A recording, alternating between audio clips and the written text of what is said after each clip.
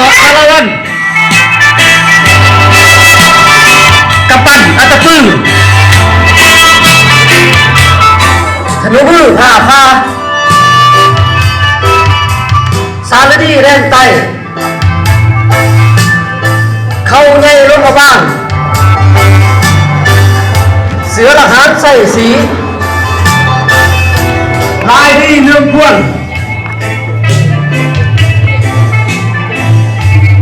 พอนที่ด้วยไว้แก่มือข้างเพชรแสบข้างสันแข่งเลี้ยงจันสาวเล่าต่อมากันสื่อสารแม่ใหม่มวยลายลาว